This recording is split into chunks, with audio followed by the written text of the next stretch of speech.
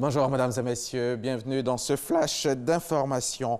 Amadou Gon Coulibaly est arrivé hier à Guiglo, première étape d'une visite de travail de 3 jours dans les régions du Cavally et du Guémont. L'objectif est de rassurer les populations quant au déploiement du programme social du gouvernement. Dès son arrivée, le Premier ministre a invité les chefs traditionnels de Guiglo, Bloloquin et Taï à la paix et à l'union. Alexis Ouedraogo. Première étape à l'agenda du chef du gouvernement dans le Cavally, la rencontre avec les chefs traditionnels de Guiglo et Bloloquin.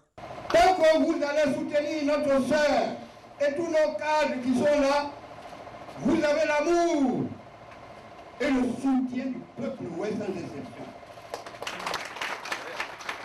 Amadou Gon Coulibaly, qui s'est réjoui de cet accueil, a lancé un appel au rassemblement. Il est extrêmement important que la paix soit préservée en Côte d'Ivoire. Il est extrêmement important que la stabilité de notre pays continue d'être assurée. Et que vous devez tourner le dos, tourner les oreilles et vous détourner complètement et définitivement de tous les messages qui visent à diviser les Ivoiriens.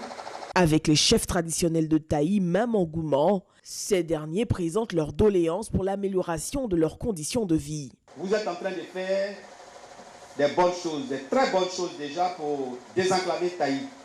Mais quelques villages ont été omis par le projet BADS. 3 villages, comme le document que j'ai en main, est un livre blanc qui ne dit pas son nom. Donc vous aurez la possibilité de voir la liste de ces villages-là. Des doléances auxquelles le chef du gouvernement répond. Ce que le président Alassane Ouattara nous a enseigné, c'est qu'à chaque fois que nous prenons un engagement, surtout quand nous le prenons en plus en son nom, c'est un engagement qui doit être tenu. Alors nous aussi, nous qui sommes donc à son école, nous qui sommes à ses côtés, qui apprenons tous les jours à ses côtés. Donc nous ne ferons pas autre chose que de dire ce que nous savons que nous allons effectivement donc faire. Donc tous les engagements que je prends ici sont des engagements qui seront tenus. Amadou Gon Coulibaly a exhorté les chefs à travailler à la paix, à l'unité et au rassemblement, outil indispensable de tout développement. Le verdict est tombé hier. Jacques Mangwa a été condamné à 5 ans de prison ferme par le tribunal correctionnel de Bouaké. Le président du conseil régional de Bouaké a été poursuivi pour détention illégale de munitions. Durant le procès, le procureur de Bouaké a estimé que l'élu n'a pas pu prouver qu'il n'était pas le propriétaire des 40 machettes et des 991 munitions de guerre découvertes le 21 septembre à son domicile de Nguessankro, son village natal. Depuis quelques jours, l'industrie mondiale du tourisme et du voyage est secouée par la faillite du deuxième tour opérateur mondial, le Britannique Thomas Cook.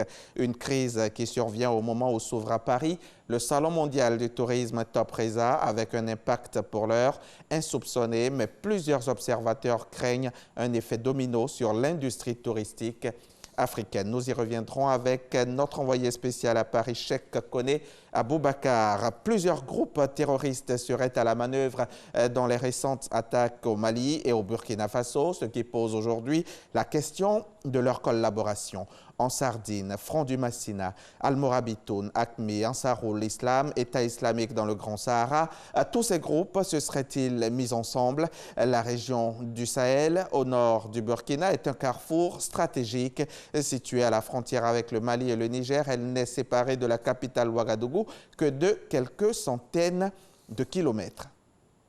Au Cameroun, le grand dialogue national s'achève ce vendredi avec la cérémonie de clôture officielle.